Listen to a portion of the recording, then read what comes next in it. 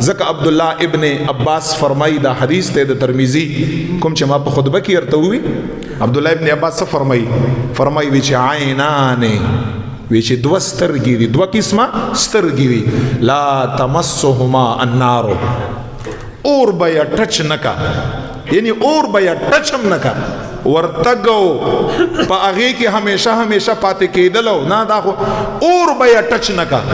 یا رسول الله مبارک هغه دوه سترګې کومې وی نبی علیہ السلام فرمایي عین بکت من خشیه اول نمبر هغه سترګه د چې اوخ کایته کړي د الله د خوف او د یری نه نبی علیہ السلام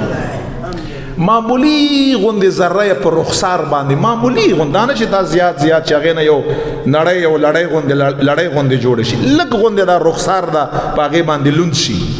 دا سترګه اور د جهنم ټچ کولای نشي وعین باتت تحرس فی سبیل الله او هغه سترګه چې د جهاد په میدان کې د مجاهدینو په چوکیداری کې وی خپاتې شوی مجاهدین ودی او د په جهاد کې چوکیداری